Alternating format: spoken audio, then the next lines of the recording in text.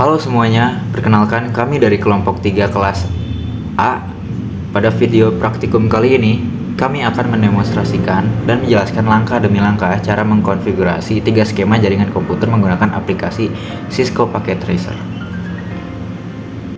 Kita mulai dari skema A, yaitu koneksi pada 2 buah switch. Tujuannya adalah memperluas jaringan lokal sederhana. Pertama, penyusunan perangkat. Saya menyiapkan 2 buah switch di tengah, kemudian meletakkan 2 PC di sisi kiri untuk terhubung ke switch 0 dan 2 PC di sisi kanan untuk switch 1. Kedua, penarikan kabel. Untuk menghubungkan PC ke switch, saya menggunakan kabel straight through karena keduanya adalah perangkat yang berbeda. Namun, hal yang paling penting di sini adalah menghubungkan antar switch.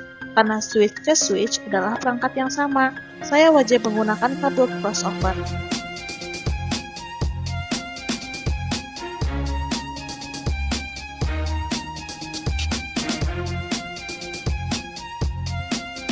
Ketiga, konfigurasi IP. Karena semua perangkat berada dalam satu network yang sama, saya mengatur IP address IPv4 secara statik pada masing-masing PC secara berurutan. PC 0 mendapat IP 192.168.2.1, PC 1 mendapat IP 192.168.2.2, lalu melompat ke PC 3 di kanan dengan 192.168.2.4, dan PC 4 mendapatkan IP 192.168.2.5. Keempat, pengujian. Setelah semua lampu indikator kabel berwarna hijau, saya melakukan tes pengiriman pesan dari PC sebelah kiri menyeberang ke PC sebelah kanan. Status successful di pojok kanan bawah membuktikan jaringan antar dua switch ini sudah terhubung sempurna. Selanjutnya, kita masuk ke skema B, yaitu menggunakan router. Berbeda dengan skema A, di sini kita memiliki 2 jaringan lokal yang segmen IP-nya berbeda, sehingga kita butuh router sebagai jembatannya. Baik, langsung pertama, penyusunan perangkat. Saya letakkan satu router di posisi paling atas sebagai pusat yang terhubung ke switch 0 di kiri dan switch 1 di kanan. Di kiri ada 3 PC dan di kanan ada 2 PC. Semua kabel menggunakan jenis straight through.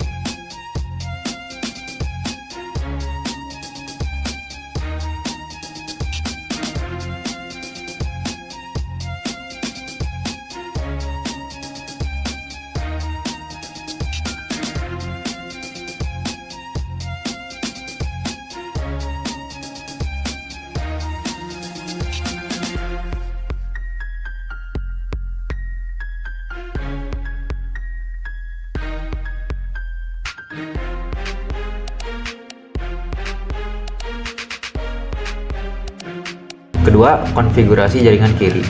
Jaringan kiri menggunakan segmen IP awalan 192.168.2. Saya mengatur IP PC mulai dari akhiran titik 10, titik 11, dan titik 12.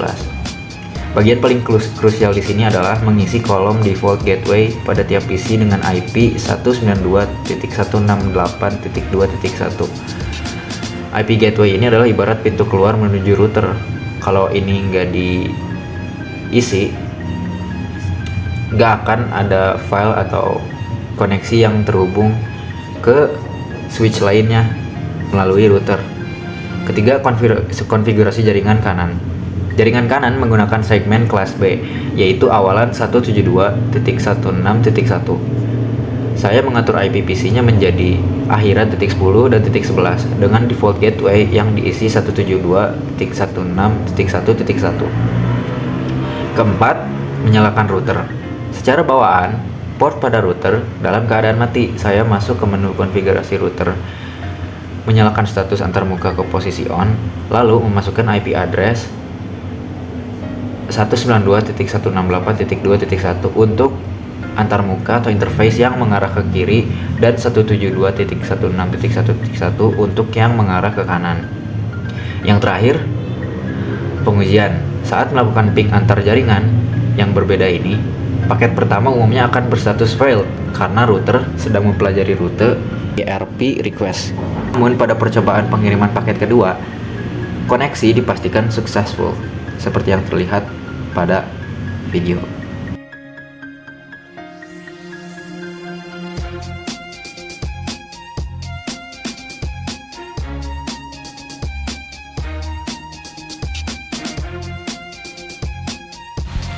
Skema 3.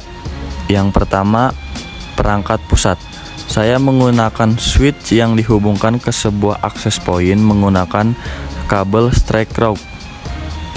Yang kedua, ada modifikasi perangkat penerima.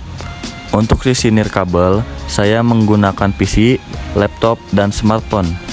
Khusus untuk PC dan laptop, saya harus memodifikasi perangkat keras virtualnya terlebih dahulu. Caranya adalah dengan mematikan tombol power PC atau laptop, melepas modul kabel LAN dan Ethernet, menggunakannya dengan modul antena wireless tipe WPC300N, lalu menyalakannya kembali.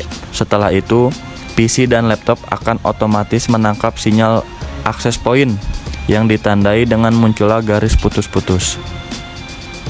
Ketiga, konfigurasi IP.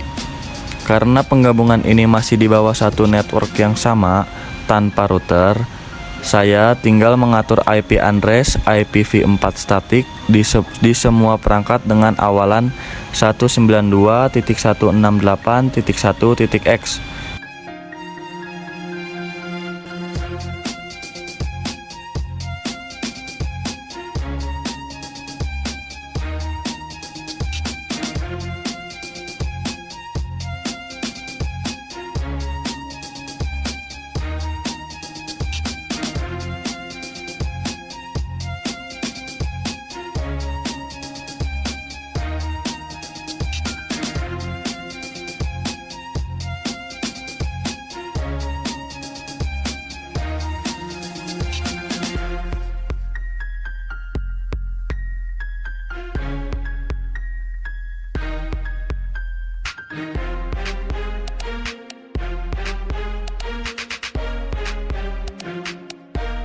Yang keempat, pengujian. Untuk pengujiannya, saya mengirimkan pesan silang, misalnya dari smartphone yang menggunakan WiFi menuju PC 2 yang menggunakan sambungan kabelan. Hasilnya successful, membuktikan kedua infrastruktur ini sudah bisa saling berkomunikasi dengan baik.